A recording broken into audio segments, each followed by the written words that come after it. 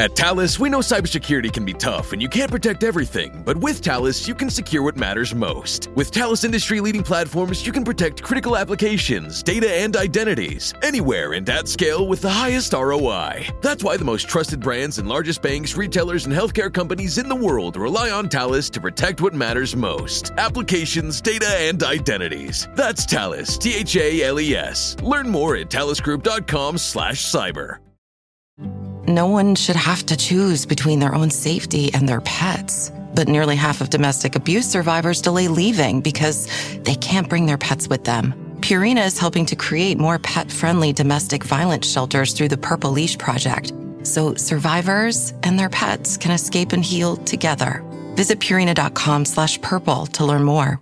Hi, and welcome to the 10-Minute Food Truck Training Podcast. My name is Bill Moore. I'm the Executive Director of the National Street Food Vendors Association, which is a nonprofit dedicated to education, advocacy, and uplifting all food vendors. Today, we're going to be talking about becoming a tent vendor and what does that look like as far as getting licenses. Before we get into that, I want to share the link for the Pizza Tomorrow Summit and the Florida Restaurant Show that is taking place on November 11th, 12th, and 13th in the Orange County Civic Center, which is in Orlando, Florida. If you guys would like to attend and secure your free badge, put in the code NSFVA. And you get that free badge. If you're curious about why you should attend, well, this event is perfect for street food vendors or food trucks, anybody in food service. If you got a pizza place, got a restaurant, you got to go. Neat thing is they have lots of education. They've got lots of competitions. They got demos. They got food for you to sample. They are so much going on at these two shows, and they are side by side. So you can go back and forth between the two shows without issue. Plus, there's discounted hotel rates if you book now. And it makes it even easier to attend if you don't live near Orlando, Florida. So if you'd like to get those tickets, go to FloridaRestaurantShow.com, put in the code NSFVA, secure those free badges, and then look for me if you go to Orlando, because I'm going to be at those shows. So what about becoming a tent vendor? What does that mean? A tent vendor is someone that is going to prepare food, whether it be hot food or cold food, to sell it, and they work out of a tent. They don't have a hot dog cart. They don't have a mobile trailer. They don't have a truck. They don't have any of those things. They are working literally out of a tent. So what kind of licenses do you need? Well, we'll start with generic licenses that everybody's going to have. Your state's going to have some type of reseller permit. That means that you're going to be collecting sales tax. Your state may call it something different, but if you look up sales tax and then what kind of permits that you need, you can file for them. Some states charge a little pittance fee, which I think is ridiculous. Other states, you just register for free and you got that ability to collect sales tax. But the neat thing is it also gives you the ability to not be charged sales tax on items that you're going to resell.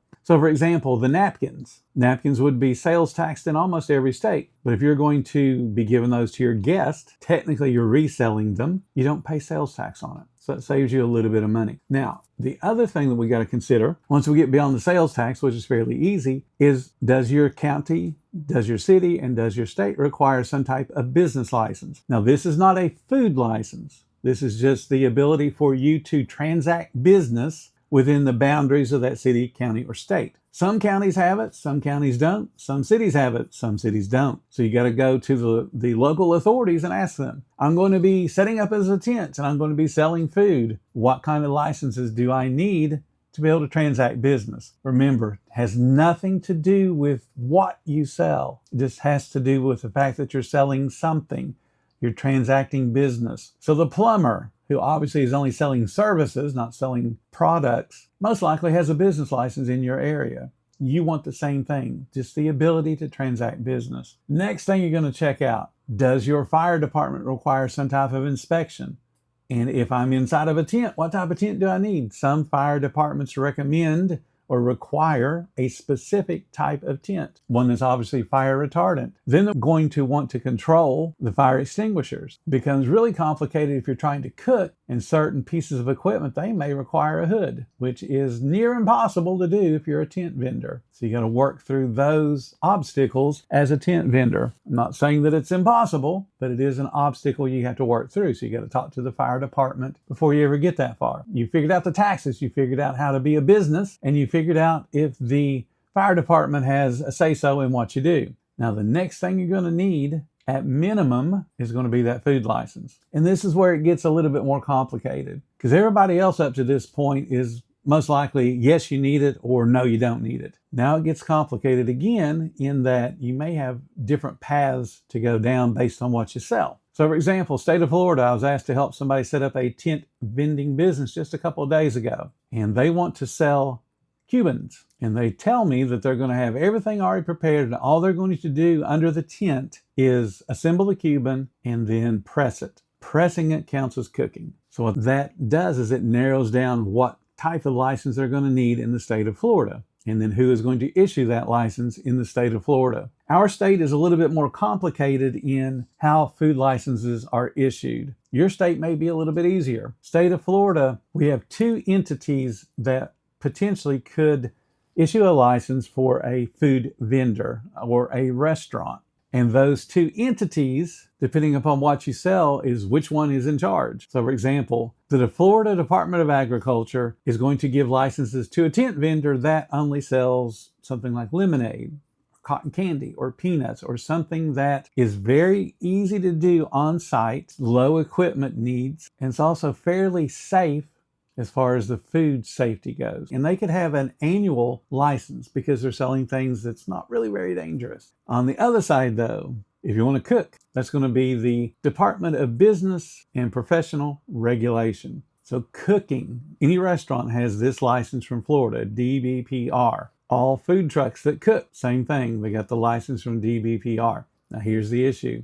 DBPR does not issue annual licenses for tents, because tents could be set up different every single time. Part of the process to be licensed in Florida through DBPR requires a floor plan. Floor plan can't change. Every time the floor plan changes, you have to notify Tallahassee, that's our state capital, and let them know that the floor plan has changed and seek their approval. The inspector could actually come and have that new plan in their hand to make sure that your equipment matches what the plan looks like. I've had that done in restaurants before, and something was off in one of my restaurants, 6 inches, and they noticed it. Don't ask me how they noticed it, but they did. And we had to resubmit a plan because of that 6-inch difference. Tent vendors, obviously, they're setting up different every single time, or potentially could set up different every single time. So DBPR does not offer an annual license. They will offer what's known as temporary licenses.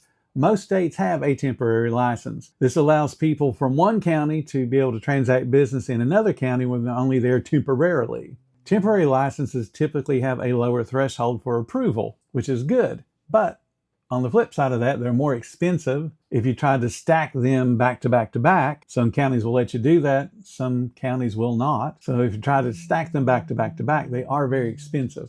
And then there are states where you can only have a temporary so frequently, maybe once every 30 days. And again, that's to prevent people from stacking them back to back to back. So your goal as that potential new tent vendor is to figure out the licensing path. Are you going to do temporaries? Which is not a problem. You can only do the big events. Typically, a temporary license is attached to an event. They will actually issue those on site. They'll have somebody there that has the legal ability to issue that food permit based on just that event. So if it's a 3-day event, you get a 3-day permit to be able to sell food at that event. Once the 3 days is gone, you are legally out of business until the next event rolls around.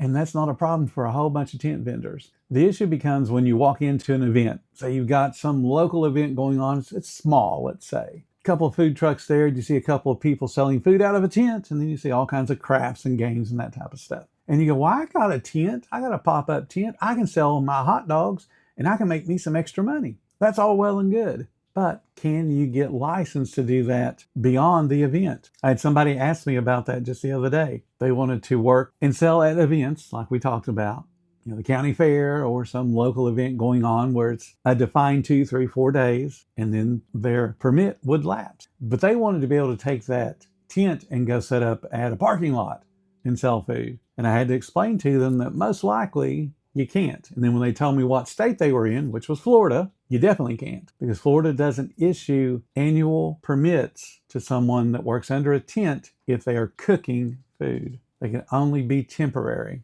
People get confused. And then, of course, the dude shot right back with, well, I know someone that does it. Okay, well, go ask that someone how they got permitted, or even if they are permitted. because most likely they're not. So that means you're going to have to decide, do you want to be a legal vendor? And if you do, then I'll help you keep doing this. But if you want to be illegal, I'm washing my hands of the whole thing, because I'm not going to advise you to do something that's illegal.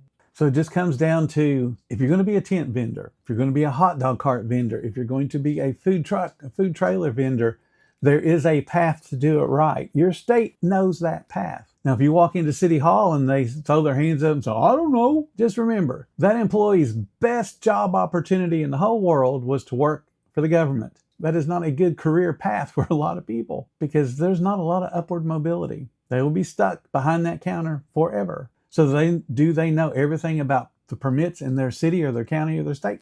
No, they do not. They know what they deal with most frequently, but they don't know all the ins and outs of every single permit there. So you get the rude one that just really doesn't care to help you, and they throw their hands up and go, I don't know. And you feel like, well, how am I supposed to get help? They have a boss. Talk to their boss. The person that called and asked me to help them was frustrated for that reason. They went to the county that referred them to the city. And when they go into the city, the person they dealt with had no clue. And they shouldn't. In this particular state, which is the state of Florida, the food permits are not done at the local level. They're done at the state level. So his assumption was he could get an annual license and he could do it at the city level. And you can't, not in the state of Florida. Our annual licenses are at the state level. So it's the same path. You got to go through and do those rules and regulations first. Somebody knows how to do it. And if you get the, I don't know, well, you unfortunately found somebody that doesn't care. But somebody does know, because they'll want to make sure they collect their fees. And if it's not the person you're talking to, their boss knows. So do that research. And then make sure that you're legal, because it's a whole bunch more fun when you're able to sell and you don't have to worry about that person standing in the line flashing a badge going, show me your permit. Because if you don't have one, they will close you down immediately. And that will lead to a lot more problems than just you having to stand in a line at City Hall and talk to somebody that knows how to get the licenses that you're looking for. Thank you guys so much for listening to the 10-Minute Food Truck Training Podcast. If you're finding everything helpful that we do, please consider subscribing. If you love what we do, show some support. There's a link in the description to make that happen. Until next time, you guys have a profitable day.